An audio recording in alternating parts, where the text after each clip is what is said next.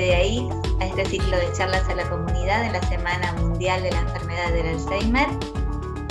El tema de hoy es acompañamiento familiar, el estrés del cuidador y herramientas para afrontarlo, con la doctora Román, doctora Iturri. Bueno, Cecilia, te doy la palabra. Bueno, muchas gracias todas las organizaciones que están con nosotros, eventos que siempre son organizados por la Sociedad Neurológica Argentina, en el contexto del Mes Mundial del Alzheimer y básicamente la Semana del Alzheimer, que es el 21 de septiembre. Así que junto con el necesitamos que silencien los micrófonos, ¿puede ser? Ahí está. Junto con la Sociedad Neurológica Argentina, con Arte y Cultura para la Salud, con Más Musicoterapia, junto a ALMA, junto al Hospital Zubizarreta, a INIABI Avellaneda y obviamente al Hospital César Milstein. Bueno, vamos a dar esta apertura del segundo evento y hoy tenemos a dos queridísimas amigas, colegas, como son la doctora Mónica Iturri y la doctora Román, ¿sí? La voy a presentar a Karen, que es un placer presentarla a Karen. La doctora Karen Román es médica de la Universidad Maimónides, está finalizando la residencia de neurología del Hospital Milstein, prácticamente ya está terminada la residencia, y es nuestra actual casi jefa de residentes desde octubre de neurología del Hospital Milstein. Además es docente auxiliar de la Cátedra de Neurología y de la Ayudantía de Neurología de la Universidad Maimónides. Karen, es un placer tenerte acá. Karen fue un gran apoyo para nosotros en la organización de todas estas jornadas, junto a Nora también. Nora, gracias por estar como siempre. Y así que bueno, Karen, bienvenida, y vas a presentar a la doctora Mónica Iturri, ¿no es cierto? Que creo que la conoces muy bien. Bueno, gracias por la invitación. Bueno, voy a presentar a la doctora Mónica Iturri. Ella es psicóloga, doctora en psicología, es especialista en psicología clínica con orientación en neuropsicología. Actualmente se encuentra a cargo del Centro de Asistencia e Investigación en Neurociencias Cognitivas y Trastornos de la Memoria del Hospital Zubizarreta, también conocido como Laboratorio de Memoria. Coordina los talleres de memoria y manejo dinámico del estrés de la misma institución. También desempeña el rol de coordinadora del área de evaluación, rehabilitación y estimulación neurocognitiva del Instituto Allegri. Es miembro del Colegio de Psicólogos de la Provincia de Buenos Aires, miembro de la Sociedad Argentina de Neuropsicología y de la Sociedad Neurológica Argentina, dentro del grupo de trabajo de neurología cognitiva junto a la doctora Serrano. También es investigadora independiente de la carrera de investigación de profesionales de la salud del Gobierno de la Ciudad de Buenos Aires y miembro del Comité de Ética e Investigación del Hospital Zubizarreta. Y bueno, es un honor tenerla y le paso la palabra para comenzar la charla.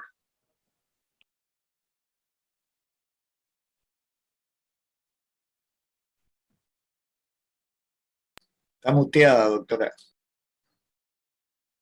Ahí está, ahora me escuchan, sí, perfecto. ¿Sí? ¿Me escuchan? Hola, hola.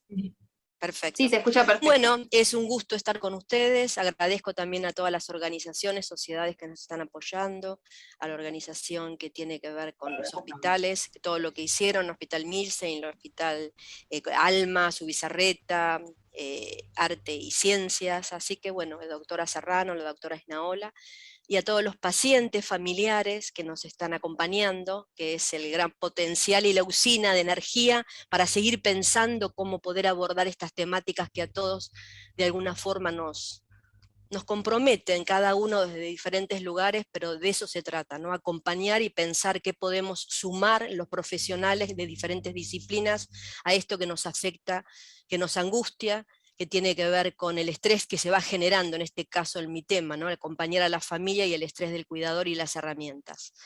A ver, ¿no pasa el power? No sé, estamos congelados, ¿o sí? ¿No? ¿No pasa? No, está la primera. Ahí está. El acompañamiento familiar, el estrés del cuidador, como les dije, tiene que ver con esto, con lo que voy a trabajar yo. Un poquito haciendo una especie de síntesis. Sabemos que la enfermedad, como ustedes ya vieron seguramente ayer, tiene que ver con esto. Me gusta una frase que no es mía, pero siempre la pongo, que tiene que ver con que golpea el cerebro del enfermo, pero el corazón de la familia, ¿no? y por los afectos, por todas las conductas que se van desplegando y se van alterando de alguna forma. Sabemos todos que la demencia es una enfermedad incapacitante, neurodegenerativa, ¿no? Que nos va a demandar tempranamente que la presencia de alguien que nos cuide. ¿Por qué la presencia de alguien nos cuide? Porque de alguna manera lo primero que vamos a notar que se afecta es la autonomía, esa capacidad funcional de la persona. La persona comienza a perder sus grados de independencia para volverse más dependiente. Por lo tanto, todo lo que tenemos que trabajar para, como diría la OMS en el desafío, demorar la dependencia, demorar en todo lo que se pueda, incluso a pesar de tener la enfermedad. Tenemos que hablar y recordar trabajos donde nos hablan que un estilo de vida enfatizando todos los factores protectores de las funciones cerebrales superiores, trabajando toda la temática de reserva, puede llegar a hacer que la manifestación se haga mucho más lenta, de la manifestación clínica de la enfermedad. Me parece que no es un tema menor y me pareció importante remarcarlo. Siempre cuando hablamos de quién cuida, generalmente las estadísticas desde hace muchos años siempre nos colocan a las mujeres como liderando este rol. Quizás tiene que ver con la cultura que la mujer tiene dentro del grupo familiar, de cuidar. Acá vemos un 46%, las cónyuges lo mismo, y la reducción o deserción laboral para cuidar. También me parecía importante remarcarlos del inicio, tiene que ver con esto. Recordemos que cuidar significa la familia se va a afectar desde aspectos emocionales, el compromiso psicológico, todo el abanico que se despliega en sintomatología física y también un impacto económico, más allá de las situaciones que también puntualmente pueden pasar, como en este contexto de pandemia, donde se ve mucho más agravada la situación de sostener económicamente todo lo que va a ir demandando esta persona con su pérdida de autonomía. De ahí que los aspectos que tengan que ver en cómo transitar este tiempo de esta enfermedad y cómo se va desplegando. Por supuesto, cada paciente es único y irrepetible, cada contexto familiar lo es también, pero uno va a hablar de ciertas generalidades, pero siempre recordando que cada ser humano y cada familia es única e irrepetible, ¿no? Hay que fijarse el profesional qué estilo de personalidad tienen, qué reservas han tenido, para poder saber qué recursos, con qué factores contamos, dónde están las fortalezas de cada familia y dónde están las debilidades.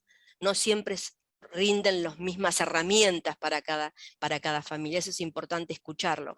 Por eso es un trabajo muy interesante, creo que es el desafío y la parte, digamos, positiva, si puede encontrarse en esta enfermedad, que despliega la posibilidad de un trabajo desde la interdisciplina, integral, donde cada disciplina va a abordar un aspecto para poder, sobre todo, respetar al otro. Me parece que a mí me gusta decir una frase que siempre le digo cuando puedo, que lo digo bastante, que todo paciente es un ser humano hasta que se demuestre lo contrario. Aunque parezca muy básico lo que estoy diciendo, me parece que hay que recordarlo, y quienes estamos a cargo de alguna forma en el ámbito docente, recordarles a los residentes, concurrentes, a diferentes disciplinas, que quien tenemos enfrente es una persona que no solamente piensa o deja de pensar, de mantener su juicio, sino es una persona que siente, una persona que tiene sus emociones, sus afectos, que ha tenido una historia y hay que ser respetada por todos. Y muchas veces los sistemas, acá marqué la sociedad, hay tantas barreras, desde arquitectónicas, barreras en cuanto a los tiempos, todo es muy rápido, y el paciente con su familia se vuelve muchas veces lento, con tiempos de reacciones distintos, y los ambientes no están preparados. E incluso desde que uno podría decir, ¿cómo puede ser que los servicios que brindan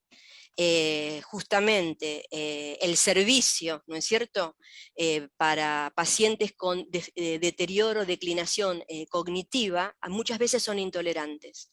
Muchas veces son intolerantes en cuanto que el paciente llegó más tarde, el paciente no recordó lo que tenía que hacer. Y me parece que no es un tema menor, eso del tema menor últimamente me quedó como muy fijado porque alguien lo repetía y yo lo estoy repitiendo también.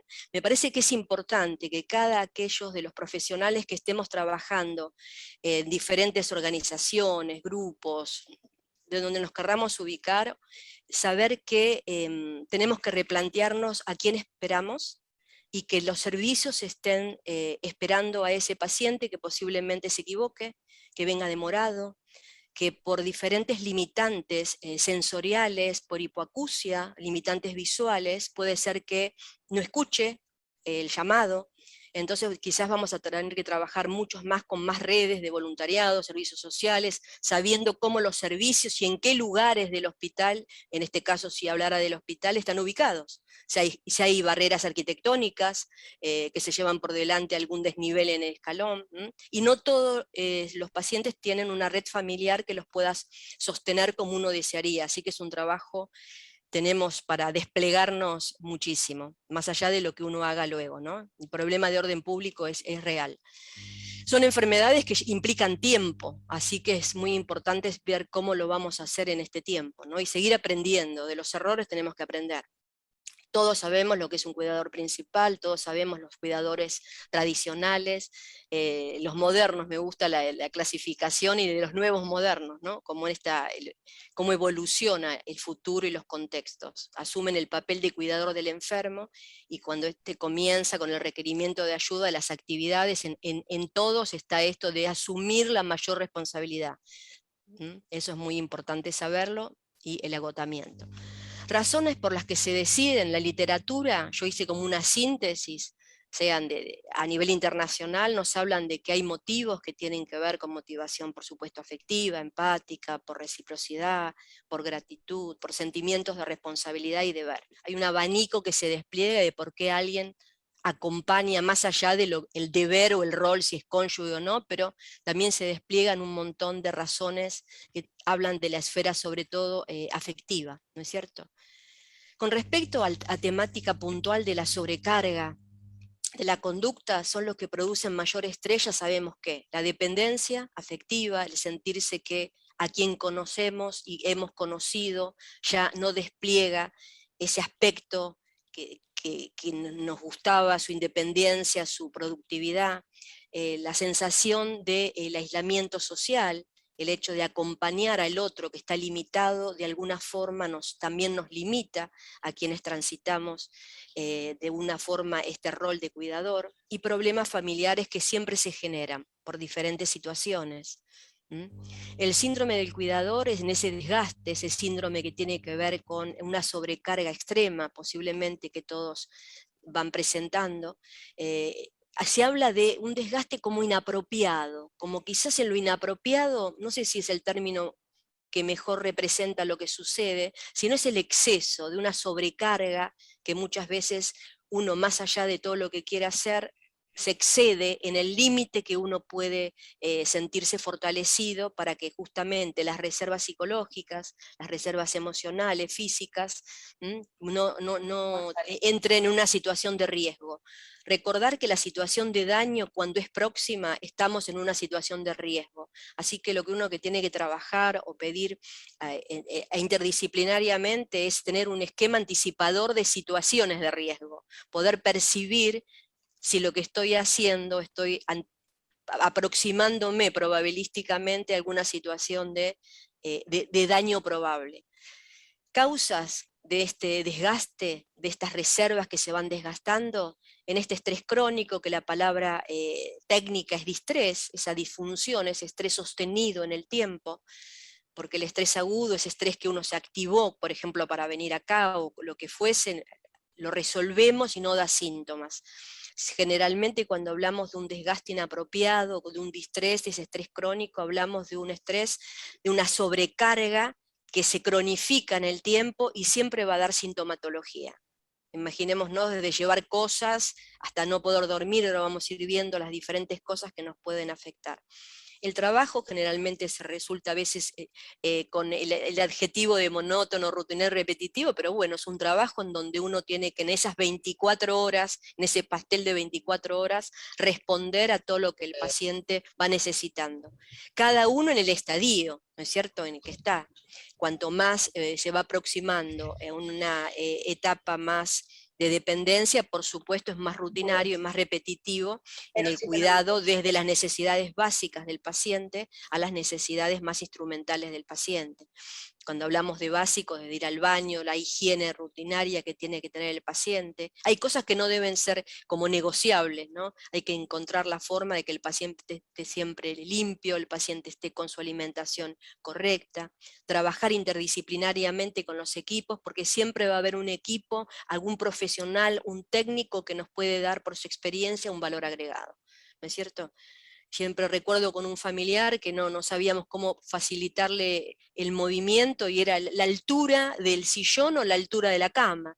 Y a veces un dato de la mirada de una enfermera con mucha experiencia en este tipo de pacientes, enseguida observan, miran y se dan cuenta que un detalle que tenía que ver con la altura modificó un montón de limitantes, que no eran tantos limitantes físicos, sino tenían que ver con esa poder resistir, ¿no? la ley de gravedad. Así que son detalles que no son menores. Luego el perfil. Se dedica casi todo el tiempo, incluso deja de trabajar, si dejó de trabajar, si era una persona, si eso qué impacto tiene no solo en la salud, sino el impacto que tiene en la economía, ¿no? Si hay desconocimiento. Por ejemplo, hoy recibí una paciente, una familiar de una paciente, ¿no? Que me dice que el marido está transitando, que se había descompensado, que había empezado a tener ciertas fallas cognitivas, pero que le había impactado muchísimo todo este contexto de pandemia, y que lo estaban estudiando en otro servicio, no en el mío. Ella me conocía en el hospital, y también quería saber, venía a decirme cómo podía tener más información sobre cómo manejarse en lo diario, ¿no? En el día a día, en el desconocimiento, si se enojaba, ¿no? Me parecía que el manejo práctico es muy importante. Si tuviéramos que hacer un señalamiento, todo este material yo lo dejo para que ustedes luego lo puedan compartir.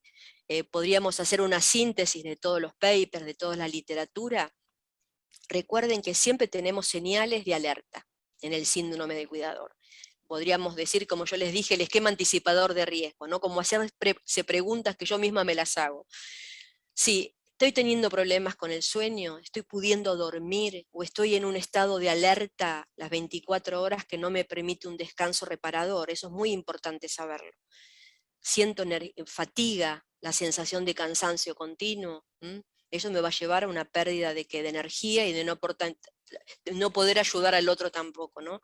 Hay una sensación de sentimiento de aislamiento, de alguna forma estoy consumiendo, si fumo mayor cantidad de cigarrillos, si tomé alguna vez algún tipo de medicación que me siento que me tranquiliza, si lo estoy aumentando sin control profesional, si soy fumadora, fumando más, o bebidas, si fuera alcohólicas, por supuesto siempre estamos más en riesgo. Problemas físicos, si algunas veces estoy sintiendo molestias que tienen que ver con lo digestivo, algún tipo de sintomatología, que a veces se presenta como en susurro, como diría el doctor López Rossetti, que me parece que lo lleva a nivel comunitario muy bien las sintomatologías. Entonces, problemas de memoria también me están pasando cuando uno está cuidando al otro y uno está también agotado. ¿Qué va a tener siempre? Problemas de atención, de alguna forma. Fíjense que es una función cerebral superior, la función atencional, que es muy sensible y es muy fatigable. Un autor que es muy reconocido en el estudio de la función de atención dice que hay que cuidarla como una joya preciosa, por lo delicada y lo fatigable que es, ¿no es cierto? Entonces va a afectar memoria de alguna forma en esa memoria. Después vendrá la información, pero podemos empezar a tener dificultad. Todo cerebro que se siente sobrecargado, exigido, con temor, con miedo, se va a sentir afectado en su rendimiento. Así que también es importante uno autoevaluarse en qué condiciones está y pedir ayuda. Siempre la vamos a encontrar. Quizás no será el primer médico, el segundo, el primer especialista, el médico clínico, el geriatra, el terapeuta. Alguien vamos a encontrar que nos dé esa ayuda y no... simbólicamente yo les diría transitar todas esas cantidades como de situaciones de sobrecarga solos. Menor iniciativa para realizar actividades, generalmente postergar, ¿no? Salir a tomar algo, no ir al cine, no. Todas las tareas que tengan que ver con lo creativo comienzan a desplazarse, muchas veces por el hecho que también el estado de ánimo está impactado. Quien tiene un familiar en una situación de enfermedad, que está impactado su autonomía, muchas veces no estás tampoco en un estado de ánimo para ir a una actividad placentera, más allá de saber que le vendría bien hacer un cierto paréntesis de eso, hay que como que encontrar y negociar y trabajarlo, esos aspectos. La alteración del apetito puede también presentarse, y siempre el estado de ánimo y la conducta. Uno lo separa a nivel teórico, uno separa, dice, hablamos de aspectos cognitivos o pensamientos que tienen que ver con las creencias, que tienen que ver con la forma de pensar, pero una forma de sentir o una forma de sentir y me hace que tener algún tipo de pensamientos, pero siempre como cristalizados con una conducta, con una práctica, ¿no? Que están siempre unidas, uno las separa a nivel de estudio, pero generalmente el ser humano es emoción con una forma de pensar y una forma de conducirse. Y después, bueno, la negación de sintomatologías que pueden desplegarse, como ahora lo vamos a ir viendo, que eso sería un efecto de riesgo a remarcar, porque hablaríamos casi de una sobreadaptación. Nos vamos sobreadaptando y un día nos descompensamos y no sabemos por qué. Quizás porque no escuchamos, no tuvimos tiempo o no nos permitimos darnos cuenta con esa mirada de autopercepción, qué me estaba pasando, cómo estoy viviendo esto. Entonces, en esta cadena del estrés, que me parece muy representativa, me parece que generalmente nosotros comenzamos a consultar, incluso el mismo paciente y todos nosotros que estamos al cuidado de alguna forma siempre concurrimos a los profesionales de la salud cuando ya tenemos síntomas físicos, síntomas que se manifiestan en el plano emocional, psicológico. Y si esos síntomas, como decíamos, que empiezan con susurros, a hablarnos despacitos, o los escuchamos, o no los escuchamos y están sostenidos en el tiempo, van a generar algún tipo de enfermedad, que es lo que no queremos, ¿no es cierto? Me parece que es muy práctica tener en cuenta siempre esta cadena, en qué estadio me encuentro yo, qué me está pasando. Siempre hay una dinámica interna, una realidad que tiene que ver con una genética. Recuerden que incluso cuando se hablan de las enfermedades y todos, a mí me encanta escuchar a veces los neurólogos cuando hablan de prevención en los congresos de neurología, prevención de enfermedades demenciales, prevención. Estábamos acostumbrados a los grandes capítulos de prevención en los médicos cardiólogos, por ejemplo, hace mucho tiempo, pero no hace tanto tiempo que la neurología cognitiva habla de prevención. Entonces, otra vez vuelvo a repetir la frase, no es un tema menor, hay que subrayar, prevención de una enfermedad neurodegenerativa, y sí, porque nos van a hablar por bibliografía a nivel internacional, de que hay un 30% de genética que posiblemente es inmodificable, no podemos hacer muchas cosas, estamos como tenemos ojos de los colores que tienen nuestros padres o de los que tuvieron, un montón de características, pero hay un montón, nos queda un 70% que tiene que ver con esa epigenética, con todo ese contexto, con ese estilo de vida, que tiene que ver con esos hábitos que se van instalando, que sí podemos repensarlos y decir, bueno, hasta ahora estuve viviendo de esta forma, cómo quiero seguir acompañando con calidad. Y lo mismo quien se encuentre en una instancia, no con un diagnóstico de demencia, pero sí con cierta declinación cognitiva que, como yo digo, se va presentando con el paso del tiempo, no asociándolo que sí, porque tengo años, me tengo que demenciar o tengo que tener deterioro, pero siempre va a ser mucho mejor en la medida de que tenga que conductas protectoras. Pero para tener conductas protectoras sostenidas en el tiempo, tengo que saber cuáles son, porque quizás, y también reconocer cuáles son los factores de riesgo para un cerebro lo más saludable posible, más allá de la edad que tenga, porque si no tengo claro, es como decir, tengo que tener muy claro la naturaleza de mi enemigo, si lo colocar a la enfermedad como enemiga, ¿no es cierto? Tengo que saber muy bien de qué se alimenta, y qué la debilita para poder encontrarme con fortalezas. Y mucho tiene que ver con la forma en cómo yo percibo y me autopercibo. Cómo percibo, cómo construyo mi realidad. Por eso me pareció interesante, esto lo colocan en el equipo que trabaja en el Hospital de San Isidro también del doctor López Rossetti. Esto no importa lo que sucede, sino lo que yo creo que sucede, el mundo de los significados. Cómo estoy yo significando esta realidad que me está tocando. Lo tomo como desafío, lo tomo como una desgracia absoluta, que a partir de eso jamás nada será igual, o nada será igual y a pesar de eso trataré de encontrar pautas para. Siempre hay una forma de percibir esa realidad que me da una opción de aprendizaje. Creo que esa zona de aprendizaje y salir de las zonas de miedo que nos paralizan y nos enferman, es la opción que me gustaría que quedara para ustedes, para mí, y todo lo que digo generalmente es lo que también me gusta, tener empatía con lo que voy transmitiendo. Entonces, recordar que la sintomatología se va a presentar, pero antes tengo que trabajar en cómo me estoy autodefiniendo en esta realidad que me toca. Más allá de que todos sabemos que vamos a pasar por fases que tienen que ver con el enojo, que tienen que ver con, no sé, la bronca, que tienen que ver con la negación, hacia de cuenta que no, me dijeron que posiblemente está esta enfermedad en mi familiar, en mi cónyuge, en mi hermana, en mi hermano, pero yo no la veo. Como si furan casi las etapas de un duelo, ¿no es cierto? Hasta llegar a una aceptación para poder decir, bueno, otra vez, ¿cuáles son mis debilidades? ¿Cuáles son mis fortalezas? Y no hay nada mejor si tengo que transitar por un periodo tener información. Una información donde esté representadas las herramientas en todas las dimensiones que hacen al ser humano. Un aspecto que tiene que ver con lo emocional, aspectos que tienen que ver con lo físico, aspectos que tienen que ver con lo económico, como en alma, si tengo que tener asesoramiento legal, tenerlo, siempre anticiparnos a las situaciones posibles de problemas, siempre nos va a dar un valor agregado.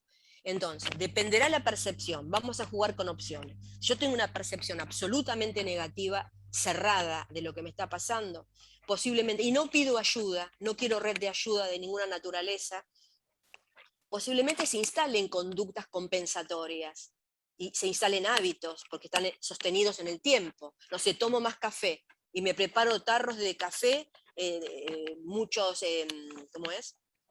Para poder, o mate, café, todo con cafeína, o Red Bull, lo que fuese, para poder quedarme toda la noche en alerta, cuidando, que no se levante, que nadie se caiga, ¿no es cierto?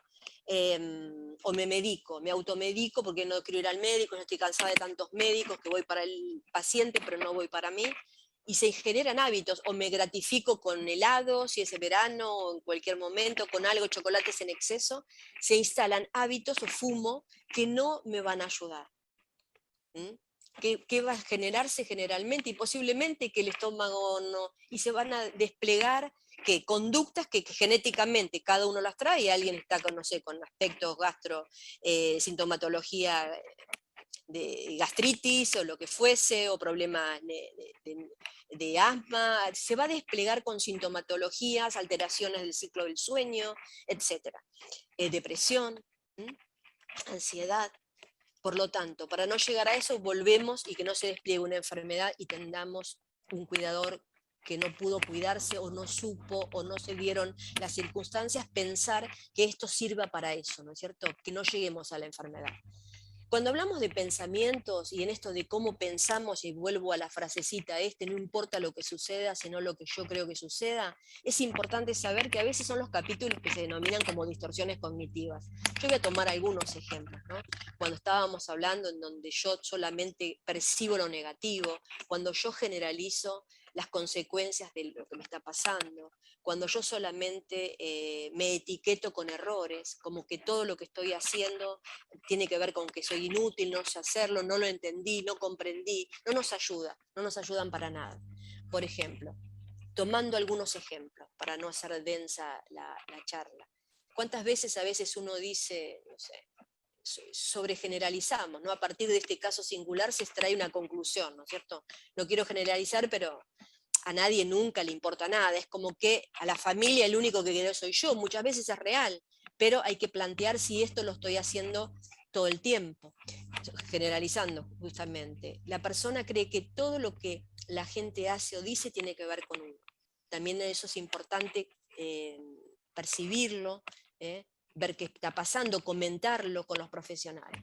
Y cosas que están fuera de nuestro control. Este es un esquema que a mí me encanta, del equipo que yo les decía de medicina del estrés de San Isidro, en donde dice qué cosas yo puedo controlar y qué cosas sí puedo controlar, las que están fuera de mi control. Las que están fuera de mi control muchas veces son las palabras de los demás, las aprobaciones. Si yo todo lo que yo siento y lo que pienso coloco que depende de la aprobación o de la percepción del otro, es alta la probabilidad, a mediana la probabilidad de que no me vaya bien.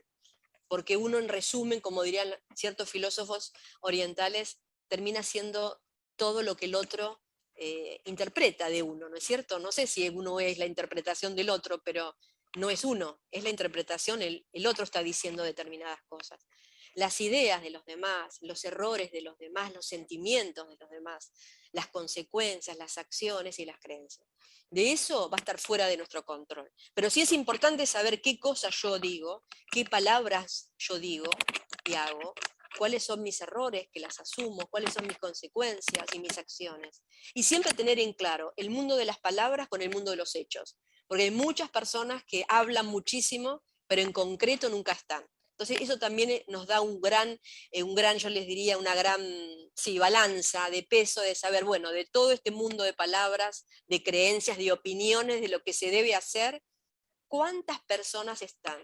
Realmente cuento con ellas en lo concreto, para poder planificar acciones que estén respetándose, tanto pacientes, familia y cuidadores, de manera seria y digna.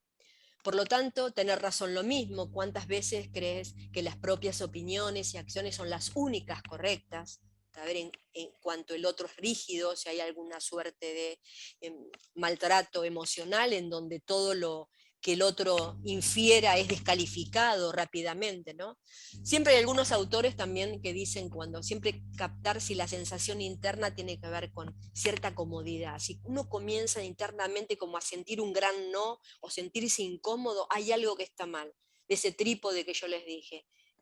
Pensamiento, emoción, acción, conducta. Hay algo que no cierra, hay algo que nos está diciendo que no está bien. Esta frase también la comparto, no sé selectivo en tus batallas, a veces es mejor tener paz que tener razón, muchas veces no es el momento para estar diciendo quién es el que tiene razón porque no nos da un valor agregado. Descartar e intentar identificar y posteriormente modificar pensamientos que no nos están sirviendo, saber que son siempre, la variable tiempo es importante para no entrar en distorsiones. Por ahora estoy sintiendo esto, por ahora me está pasando tal cosa, ¿cómo puedo seguir? Porque si yo lo pongo en perspectiva, me voy a dar cuenta si lo voy a poder sostener, no lo voy a poder sostener. Si yo sé que estoy teniendo trastornos del ciclo del sueño, bueno, lo voy a poder sostener un tiempo, pero de alguna forma me voy a entrar, ¿se acuerdan la cadena que habíamos dicho del estrés? Si ese síntoma que se presentó se sostiene en el tiempo, voy a entrar en algún ciclo de enfermedad, o mi genética se va a manifestar. Es importante siempre consultar si las cosas están pasando. Cuando las profesionales miden en el contexto en el que está la persona, que fue diagnosticada con demencia, por ejemplo, tipo Alzheimer, siempre van a notar que las preguntas tienen que ver, esto de sobrecarga, ¿no? En cómo se siente el familiar. El familiar se siente o pide más ayuda de lo que necesita, se siente que solamente usted puede solucionar y otra persona no, siente enojo, siente vergüenza. El sentir es la pregunta que se repite en esos cuestionarios de 22 preguntas. Entonces, para sentirnos mejor es importante que tener actitudes más saludables y adaptativas, tratar de saber que posiblemente hay. Fíjense qué importante que es trabajar desde lo flexible. A mí me gusta trabajar con el concepto, cuando ustedes vieron que hablamos de que trabajamos en talleres de manejo dinámico del estrés. Siempre todo lo que tiene que ver con la vida es flexible. Todo lo que tiene que ver con digamos, lo enfermo, es lo rígido. Incluso hasta una planta, hagan la analogía hasta donde se nos permita con una planta. Una planta, si está bien, está flexible, se mueve, tiene movimiento, colores diversos. Si comienza a pasarle algo, se empieza a secar, se pone rígida. Y el cerebro, fíjense que los científicos nos hablan de un cerebro saludable, un cerebro es plástico, neuroplasticidad, movimiento, nacimiento de. Entonces todo lo que es rígido, agua detenida, no es saludable. Entonces, lo importante que es para estos cambios, saber que tenemos que cambiar, si tenemos que adaptarnos, tenemos que asimilar, clasificaciones clásicas desde Piaget en adelante, asimilar todos los cambios, de alguna forma como vamos pudiendo, que nos va a llevar tiempo, y ir acomodándonos, porque nos va a llevar, si no, la adaptación va a ser sufrida de alguna forma, ¿no? No es un problema que no tenga solución, sino que simplemente no la hemos encontrado. Hay que plantearse métodos diferentes y abrir fronteras. Posiblemente no nos guste, pero nos vamos a encontrar en un momento donde quizás estábamos acostumbradas a que en nuestro territorio estamos nosotras, pero quizás vamos a tener que contar con otras personas que nos ayuden. Por lo tanto, el compartir espacios también es importante, hasta que llegue el momento quizás que tenga que haber una institucionalización del paciente o no, que también implica qué hacemos nosotros con nuestras vidas, ¿no es cierto?, a futuro. Es importante por eso estar, algo que es muy protector, sentirnos integrados socialmente. Siempre nos va a dar y encontrar el grupo, esa red de sostén, hay que construirla y respetar qué estilo tiene cada persona. Porque a veces otras personas les gustan, no sé, grupos muy grandes y no sé, hasta bailar, y otras personas dicen, no, yo no me siento bien estando de esa forma. Pero hay que encontrar la forma, pero saber que la integración social, la posibilidad de estar vinculados con el otro, es un factor protector. Otro factor protector tiene que ver con esto del movimiento. Muchas veces el hecho de cuidar y acompasar a alguien que tiene limitantes en el movimiento también nos vuelve sedentarios. Saber que de alguna forma el cerebro necesitamos nosotros para estar bien y seguir en el cuidado sin vernos afectados, tenemos que movernos, ¿cierto? Asesorarnos permanentemente y considerar delegar la tarea en parcial o de manera total cuando implique. Recuerden que el rol es el comportamiento esperado. Quizás espera mucho de uno, pero bueno, uno es un ser humano.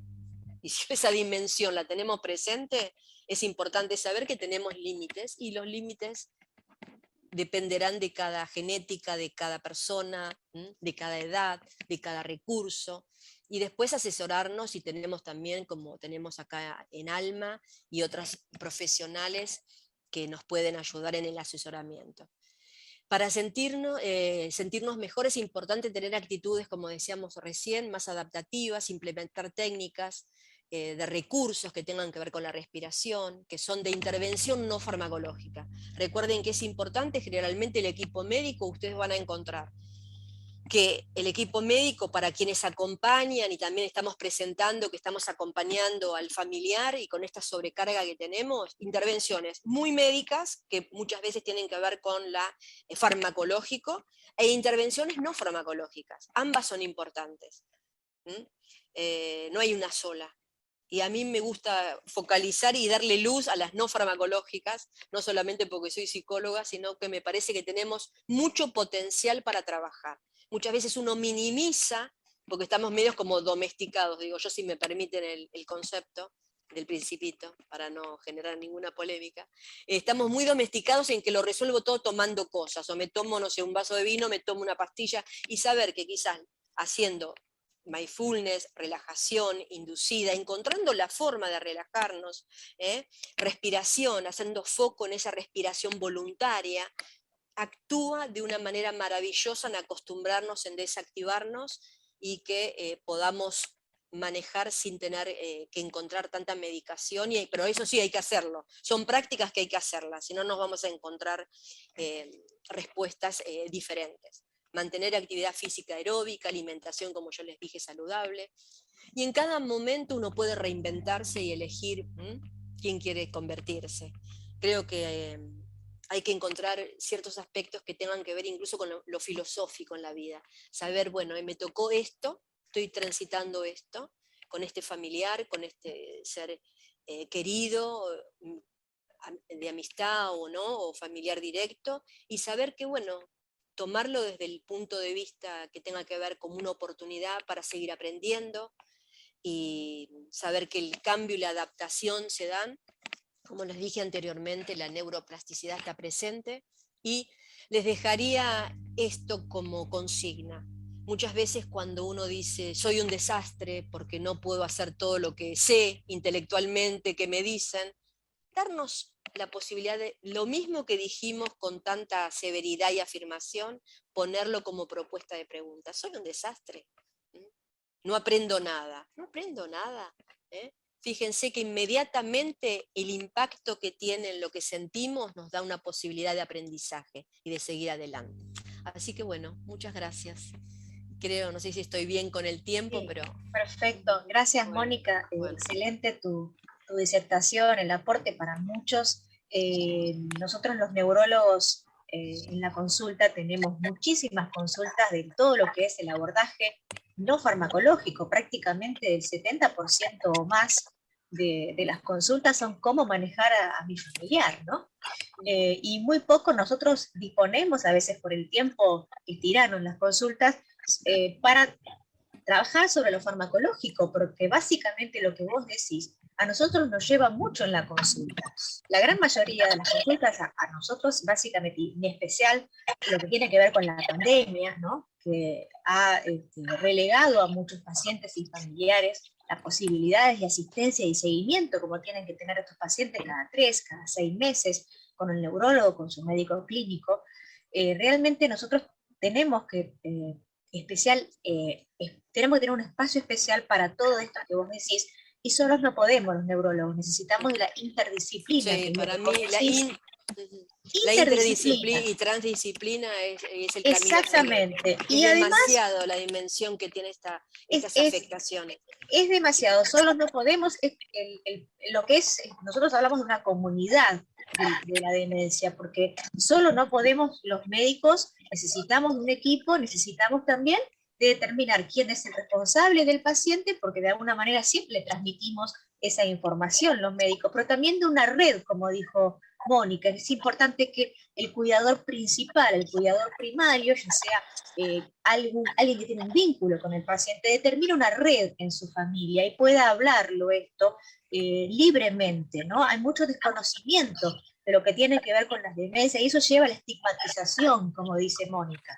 Uno tiene que cambiar el paradigma desde los profesionales de la salud, la gente en realidad, con lo que tiene que ver con el diagnóstico temprano, con conocer las demencias para el abordaje de este tipo de situaciones. Cuanto precozmente yo los abordo, va a ser mejor la evolución del paciente y su entorno familiar, y no llegar a estos desbordes de sobrecarga del cuidador, estos signos de alerta, como dice Mónica, ¿sí? Esto que ya después va a ser muy difícil de tratar, aunque todo se puede. Siempre hay un tratamiento y siempre hay una solución para muchas cosas, como nos contaba Mónica, ¿no? Rescato también de lo que dijo Mónica el concepto de hospital amigable para los trastornos cognitivos y las patologías de demencia. Esto es uno de los objetivos del eje de la Organización Mundial de la Salud, tratar de que nuestros hospitales estén señalizados para adultos mayores. Ojalá esto pueda estar contemplado en los planes nacionales para demencia. Es uno de los objetivos, ¿sí? Además de la visibilización. Y como siempre estamos hablando, los profesionales de la salud, médicos, no médicos, también muchos a veces se sienten que no hay nada para hacer, ¿sí? Porque también hay desconocimiento, ¿sí? Hay un gran estigma en los profesionales de la salud. Total, no hay nada para hacer, entonces nos quedamos en casa. Esto también hay que erradicar, el estigma en los profesionales de la salud. Creo que con las campañas, con la difusión de todo este equipo interdisciplinario que tratamos de llevar esta semana y en todo el país, en todos lados, me parece que es importante meter un granito de arena en cada uno de nosotros de que la demencia es un tema de salud pública y hay que tenerlo en agenda y hay que saber hablar libremente, no hay que asustarse por el concepto. A veces el trastorno de deterioro cognitivo leve no lleva a una demencia porque puede ser tratado oportunamente y podemos de alguna manera modificar el curso de la evolución, y esto es importante también. Hay varias preguntas del público, por lo menos al menos 3 hasta que yo vi. Mónica, hacen preguntas, por ejemplo, cuando un paciente por tener un trastorno del lenguaje, estimo que debe ser una fascia, como quieren preguntar, no quiere socializar, digamos, ¿cómo se lo puede ayudar? ¿No? Esto es una pregunta. Sí. ¿Y querés que le vaya respondiendo de una? Sí. Bueno, sí. Primero es importante, tenemos todo lo que decíamos del perfil neurocognitivo, el perfil neurológico cognitivo del paciente, pero saber que ese paciente tiene un perfil, tiene una personalidad y tiene una forma de él también transitar la problemática, porque no necesariamente porque no pueda expresarse, no tenga conciencia o no tenga reconocimiento de lo que le está pasando. Hay pacientes que están muy conscientes de la problemática y de su afectación y en el estadio en que está. Si tenemos un paciente que no acepta, encontrar las modalidades que lo aproximen. Primero, cuidar mucho también yo diría, la privacidad. Hay pacientes que no se sienten cómodos por perfil de personalidad en las intervenciones grupales, pero quizás sí en una intervención individual. Desde, por ejemplo, el lenguaje, hacen maravillas las musicoterapeutas. La intervención desde la música, y como diría una fonoaudióloga, la licenciada Manzanal, que me enseñó siempre, lo importante es encontrar la forma de seguir comunicándonos. Quizás no con las mismas palabras, no con la misma fluidez, pero la importancia de seguir comunicándonos. Siempre hay una forma, pero me parece que es muy importante encontrar el contexto donde la persona se sienta no expuesta a una situación que no se siente cómoda, como les decía. Entonces, al sentirse expuesta, va a decir directamente, como hacemos todos los seres humanos, con las salidas básicas, algo que no podemos manejar. O agredimos, o evitamos, o nos hacemos los muertos, digamos, ¿no? No hacemos nada. No somos colaboradores en lo absoluto. Entonces, sabiendo que tenemos estas salidas, no exponerlo. Si es una persona que generalmente no estaba en grupos, no se va a sentir cómodo. Muchas veces hay que encontrar los profesionales y en las instancias, trabajarlo, o en grupos más chicos, y encontrar la forma en que ejercite su lenguaje. Generalmente musicoterapia. Recuerden que las terapias basadas en arte son muy buenas también, para, para las patologías basadas en el hemisferio izquierdo, como las afasias. Una palabra que no puede emitirse en forma hablada, puede emitirse en forma cantada, por ejemplo. Por eso hacía hincapié como decía Mónica. en musicoterapia, todo lo que tenga que ver con arte. Recordar que el ser humano es multisensorial. Entonces los canales y cómo codifica la realidad. Y el concepto de construcción de realidad también es hermoso, porque nos da muchas posibilidades. Sí. No podemos ingresar a lo visual, podemos ingresar desde lo auditivo, ambos, ingresar desde el movimiento, como decías vos recién, Cecilia. El viernes vamos a hablar de las terapias basadas en artes, tanto de la música como desde el arte terapia, con Nora, con Carolina, con Fernanda. Así que es importante también que se queden y vean también otra forma no farmacológica de abordaje. También hay una pregunta que es, ¿cómo se hace cuando un paciente rechaza la ayuda de un cuidador, pago, me supongo que debe ser, y le hace caso a la familia, ¿no? Cosa muy frecuente, Mónica, ¿cómo podés asesorar? Como en todo, la adaptación implica tiempo. Posiblemente hay que ver también quién es la cuidadora, porque como en todo, es un ser humano, que no todo el mundo es, como dice Noro, para ser aceptado. Hay que ver, hay estilos de personalidad, formas, que habrá que encontrar la persona que más esté en armonía con la personalidad del afectado, a quien tienen que cuidar. Y buscarlo, encontrarlo, y las formas, a recordar que hay una forma a veces de hablar, de aproximarse, las distancias, todo lo que tiene que ver con lenguaje no verbal, que es muy importante respetarlo. Y fijarse, no aniñarlo al paciente, porque a veces pasa eso también, tener en cuenta cuáles fueron las características de la persona. Una persona generalmente que tenía un rol, no sé, docente, qué sé yo, que lo aniñen, a veces lo rechaza de entrada, ¿cierto? Las costumbres, es muy importante, tratar de armonizar eso. También preguntan, que esto es algo que lo vemos siempre que hacemos patologías cognitivas y demencias, es que en una familia no todo el mundo comprende lo que le pasa a nuestro familiar. Hay muchos que comprenden exactamente y se hacen cargo, tienen un rol primario, y otros que minimizan lo que está pasando. Entonces, de alguna manera, preguntan aquí cómo hacer entender al resto de la familia cuando otros minimizan lo que está pasando con este paciente. Pues es un abanico enorme, vas a encontrar de todo. Personas que lo minimizan porque de alguna forma se están defendiendo en esta etapa que yo decía dolorosa, de aceptación como un duelo, de la pérdida de la persona que era, a la que es, o lo que va a ser, y no lo toleran, entonces como que niegan, minimizan la problemática, diciendo que es exagerada, quizás no sé si la esposa o el hermano del familiar. y otras personas van a ir aceptando en la medida que puedan, que su psiquismo se lo permita y también su grado de compromiso. Recuerden que el mundo de las palabras es uno y el mundo de la acción comprometida es otro. Van a encontrar un abanico enorme, desgraciadamente yo creo que son, y por suerte también, hay una canción que a mí... Se cortó, ¿no? ¿Se le cortó a Moni? Sí, veo que está colgada. Se congeló. Se congeló. Sí. Hay un abanico de posibilidades, como dice Mónica, enorme en esta pregunta y en estas respuestas, ¿no?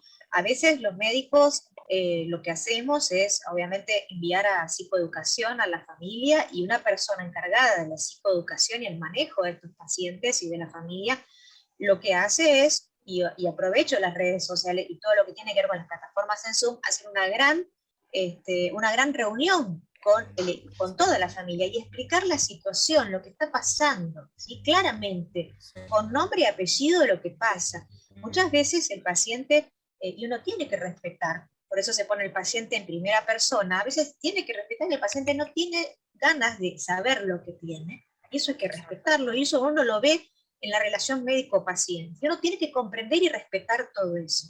Entonces muchas veces de alguna manera se le hace entender que esto no es un envejecimiento normal, y que tiene un trastorno cognitivo que, si no hace caso y no trata de venir a los controles, puede avanzar hacia patologías mayores. Sin poner nombre y apellido, porque uno se da cuenta que el paciente tiene miedo y no tiene una situación en ese momento de comprender lo que pasa, ¿sí? Por nuestra idiosincrasia, por lo que sea. Entonces, esto es muy importante tener en cuenta, pero la familia muchas veces, que sí es de quien prácticamente están ayudándolo, tienen que saber qué es lo que está pasando, qué es lo que esperan, el aquí, el ahora, el mañana, ¿no? Esto es muy importante. ¿Me escuchan ahora? Ahí llegaste, ¿no? llegaste, sí. Sí. Te estaba escuchando con esto que estabas diciendo, que estoy totalmente de acuerdo, y saber que siempre el trastorno de conducta es la que va a producir mayor estrés del cuidador, de la familia. Eso es lo que más despliega. Y trastorno cognitivo, yo te diría que lo que más agota generalmente es las reiteraciones, ¿no? Ya te lo dije, eso agota muchísimo a quien está con el paciente todo el tiempo, el familiar. Pero bueno, hay que encontrar formas y respetar modalidades, y también saber que las personalidades con estas afectaciones se van modificando. Entonces quizás no era así, pero ahora lo es. Y encontrar siempre cambios de focos, de realidades, y encontrar formas de que no se agreda ni agredir. Porque siempre ante la irritación, la fatiga y el cansancio, nos volvemos menos sapiens y nos volvemos más que cerebro arcaico. Entonces tenemos más posibilidades de volvernos intolerantes, volvernos agresivos, lo mismo el cuidador si fuera de una empresa o no. Y saber que es importante tratar de evitar, saber que la fatiga se va a presentar, que la salida agresiva se puede presentar, o la evitativa, que tampoco es funcional para quien está a cargo de. Es un ser humano que le están pasando cosas y no lo hace a propósito. Eso también es importante saberlo. Claro. A veces dicen, pero me está tomando el pelo. No te está tomando el pelo, le está pasando esto. Pero es lógico que se agote quien está a las 24 horas. Claro. También le están pasando cosas. Son múltiples seres humanos. Y bueno, hay que encontrar las modalidades y no cansarse de buscar una red responsable que colabore y de un valor agregado.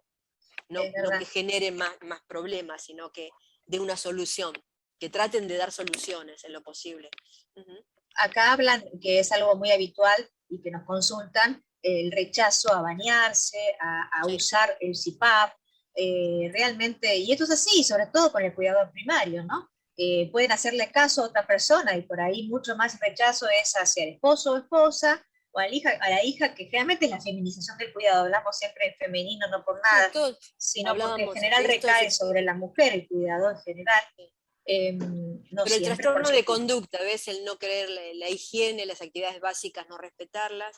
Pero si uno tiene en cuenta que hay cosas conductas habituales que hacen a su salud y a su dignidad como ser humano, que no son negociables. La higiene tiene que estar presente y encontrar la forma de encontrar la rutina. Siempre la rutina, cuando se instala, de alguna forma, encontrar, no sé, el momento del baile, que sea del baño, que sea un momento con música, de la música que gusta, encontrar ejemplos de que todos en la vida nos tenemos que bañar diariamente, encontrar la forma de...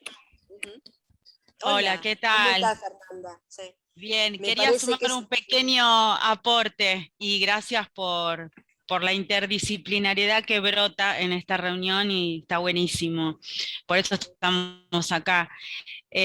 Una paciente no quería bañarse, entonces fue una intervención muy sencilla. Era fanática de Sergio Denis, es fanática de Sergio Denis. Y entonces la hija ponía como introducción el CD de Sergio Denis, y la paciente luego en su rutina escribía, entraba al baño, no había ninguna dificultad, ¿no? Desviaba el foco atencional, además pasaba a ser una actividad placentera. Hoy me bañé con Sergio Denis. Y estaba feliz. Yo te digo porque también lo ¿No? utilizo Entonces, como recurso. claro, claro, pero son intervenciones muy chiquititas, pero muy valiosas, que hacen de esos momentos de cambio, ¿sí? De esos momentos que por ahí presentan cierta resistencia, que sean momentos amigables y placenteros. Quería sumar esa anécdota de esta paciente que me pareció genial. Hoy me bañé con Sergio Denis, fantástico. Y de cada situación de la vida Fer. cotidiana tenés una De multiplicidad de nada. casos. Tenés personas que se bañan en exceso, por ejemplo, o no recuerdan que se bañaron y quieren volver a bañarse. Tenés personas que desconocen los elementos, ya está la percepción y lo semántico, ¿no? El agua se asusta en el desconocimiento, limitantes perceptuales que hacen que los desniveles mínimos que sí tiene el baño haya que modificarlos para que se sientan seguros, y evitar todas las zonas que tengan que ver con miedo y desconocimiento e inseguridad, porque va a decir que no.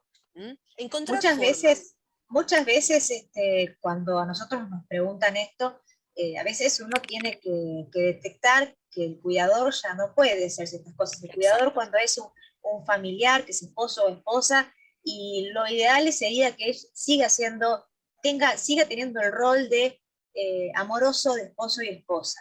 Y cuando ya empiezan estas cosas, se delegue y se terciarice hacia un cuidador, hacia un enfermero que venga específicamente a bañarlo, porque si no es un desgaste muy grande. Y si es posible, y si económicamente, eso es muy importante, si económicamente se puede hacer, tal vez eso delegarlo hacia otra persona y uno poder disfrutar el momento, como dice Fernanda, como dice Mónica, con música, con una rica comida, y lo feo, lo más complicado, bueno, intentar terciarizarlo. O sea, en etapas muy avanzadas, o cuando, digamos, la intervención farmacológica con un antipsicótico, con una modificación de la conducta no anda bien, a veces hay que hacer este tipo de intervenciones, donde ya hasta acá, basta, digamos, o sea, y empecemos a disfrutar, y esto lo hacemos con otra persona, ¿sí?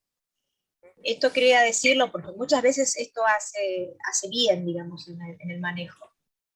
Y son los límites que tenemos que aceptarlos, que a veces uno se niega a tenerlos, pero los tenés que tener y decir, bueno, hasta acá llegué. Incluso los físicos, tener una persona que no tiene las fuerzas o no tiene la coordinación, la fuerza muscular, ¿no?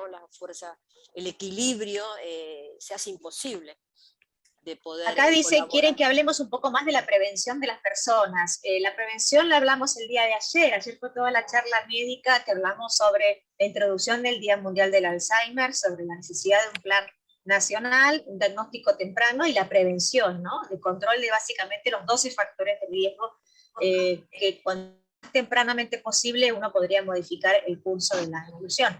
Pero no sé si Marcos, vos... lo soberano del diagnóstico precoz tiene que ver con esto, la posibilidad de prevenir tempranamente en todos los aspectos. Sí, hoy estábamos destinados más que nada a esto, al manejo de lo cotidiano, del roce. ¿Hay alguien que quiera hacer otra pregunta?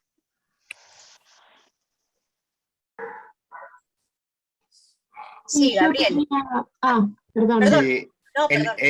Para el diagnóstico precoz, que entonces uno que tendría que ir al neurólogo y hacerse un estudio cognitivo, o no uno, sino llevar a algún familiar que en lo que uno, por ejemplo, percibe que esa persona no está bien y que no se da cuenta, ¿cómo hace para inducirlo a ir al neurólogo, a que se haga un estudio cognitivo, o que se trate, o que se haga ver? Bueno, en realidad también lo mismo, volvemos a lo mismo.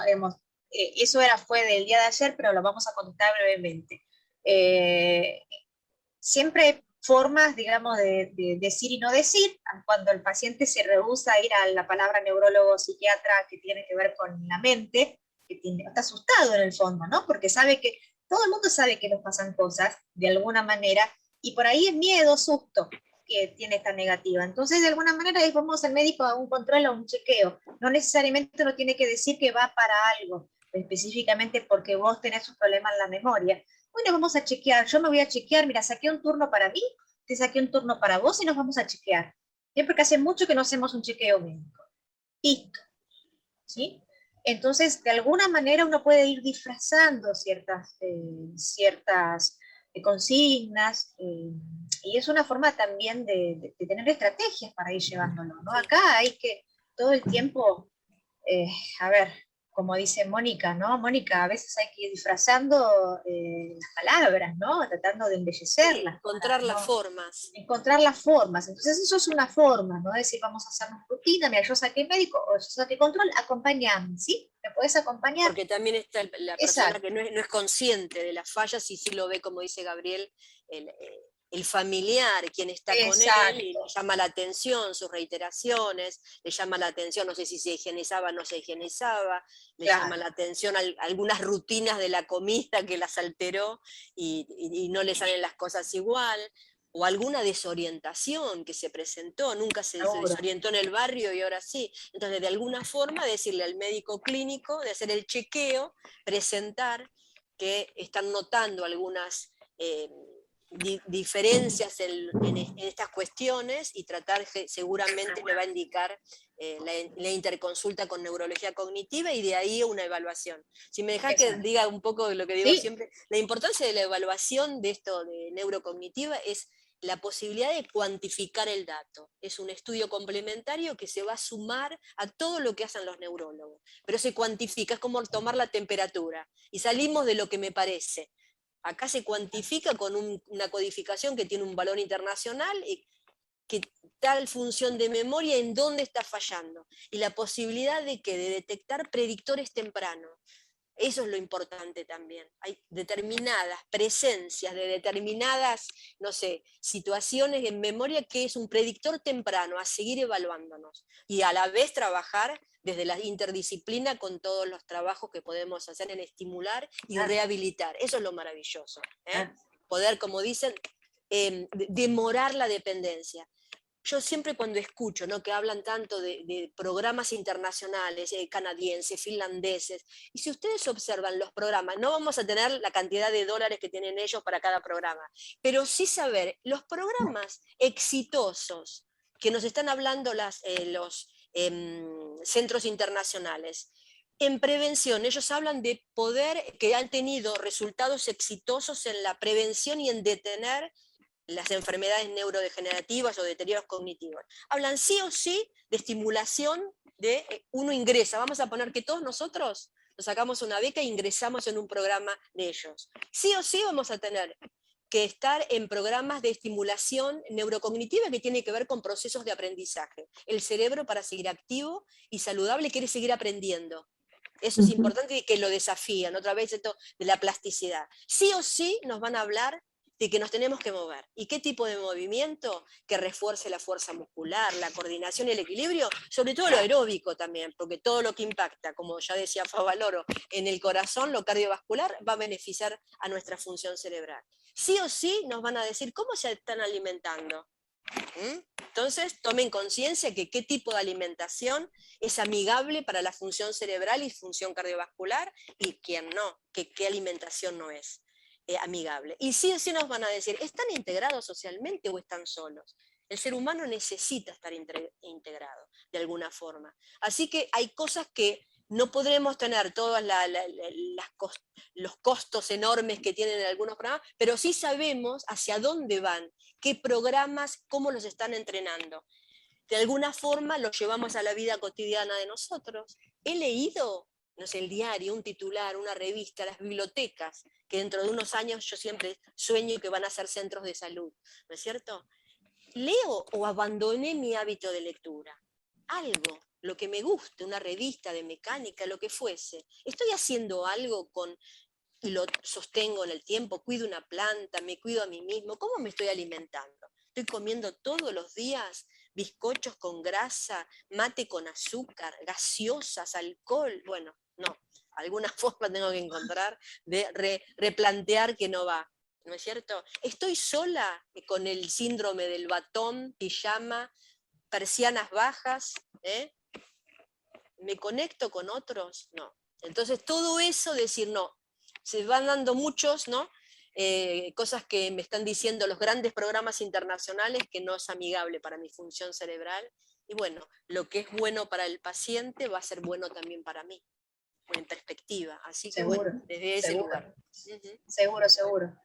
Así que mientras que se pueda, Gabriel, llevarlo al familiar, de alguna manera, cuando él no puede, y si no, a veces pedir una consulta sola, primero con un especialista, a veces eso, y después él te va a dar la pauta como para en otro momento venir como más, ya conociendo la situación. Me parece que también a veces se hacen en 2 partes las consultas, cuando ya es muy difícil por la anosognosia, se le llama, cuando desconoce mucho el paciente lo que le pasa, ¿no?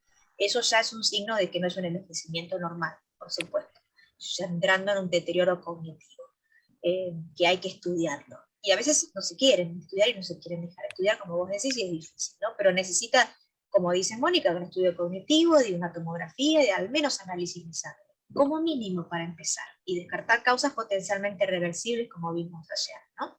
Y evitar Había una situaciones, sí, Ceci, que es importante para Gabriel, y evitar situaciones de riesgo, para él y para terceros. Exacto. Porque puede tener una falla tensional, se olvidó la hornalla prendida o sale gas. Fijarse, el esquema otra vez anticipador de riesgo es muy importante, por él y por los que conviven y están cerca. Sí, Gabriel, perdóname porque creo que había una persona, una mujer. Yo tenía una pregunta, Ahí está, sí. Karina, más que nada sobre el manejo del dinero en una persona con deterioro cognitivo, lo difícil que es y cómo eso lo puede violentar un poco, sacarle toda esta cosa de su independencia, ¿no? Y cómo eso se maneja o se aborda. ¿Cómo estás, Abri? ¿Qué tal, Oli? ¿Qué tal? ¿Cómo estás?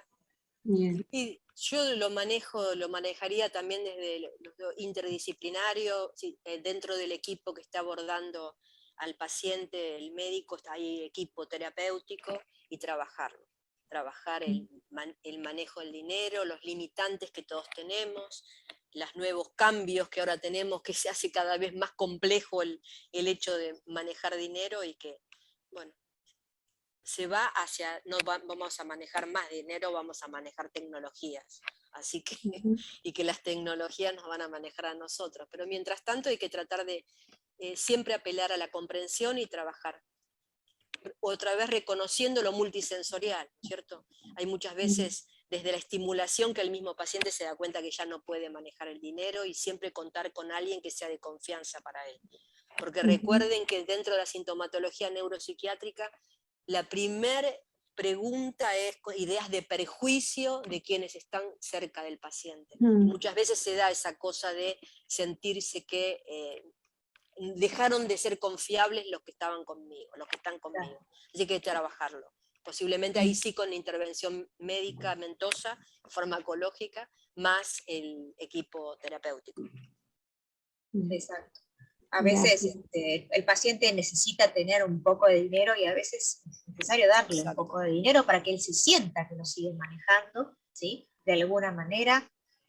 A veces se apela a dinero que es fotocopia o lo que sea también, de buena calidad, para que aparte sienta se dan que las estafas también.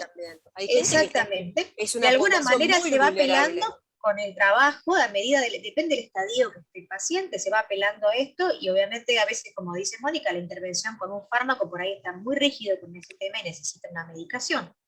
Y a la vez ayudarlos, porque también se da que hay gente que aprovecha esto para estafar. Sí. Entonces, todos estando atentos. Sí. Bien. ¿Hay alguien que quiera hacer otra pregunta o comentarios al respecto? Así vamos cerrando. Sí, eso es lo que quería pedirles, que ya fuéramos cerrando por el horario que es, ¿no? Exacto. Muchísimas gracias, yo los dejo. Muchísimas gracias y todo enriquece cada una de las preguntas. Para seguir Gracias, Mónica, por Gracias, su Nora, aporte. Nora y Gracias todo a el todos. equipo, a Fernanda, a todos. Karen Román, Gracias, Muchas Fer. gracias. Gracias Yo a lo que ustedes. quería, sí, gracias Mónica Gracias. por ser tan clara en la charla y todo. Gracias. Y a todos los quiero invitar para mañana, jueves 23 de septiembre, con el tema algunas consideraciones sobre el acompañamiento familiar en la enfermedad de Alzheimer y otras demencias, que nos va a dar el licenciado Diego Borgioli. Así que los esperamos mañana de vuelta. Y también el viernes con otras temáticas específicamente de arte. Es importante mañana. Es la misma dirección con el mismo link. La misma dirección, siempre guarden eso y vamos a entrar siempre con la misma. Yo también les aconsejo mañana vamos a seguir hablando de los cuidados del familiar a través del enfoque de la Asociación de Lucha contra el Mal de Alzheimer, de ALMA. Mañana va a estar ALMA presente, la organización sin fines de lucro, que tiene tanta experiencia como Mónica hoy también, en pacientes y en todo el acompañamiento, ¿no?, familiar. Así que estén presentes. Creo que sirve mucho el aporte de Diego Borgioli, que es un licenciado que hace muchas charlas a la comunidad, acompaña a parejas de pacientes, ¿sí? Así que es muy importante la psicoeducación y las estrategias que también se pueden hablar mañana. Muchas gracias. Buenas noches. Muchas gracias, Moni, gracias Fernanda, gracias Nora. Gracias. Gracias. Nos vemos mañana. Gracias. Hasta Gracias. mañana. Chao, chao. Gracias.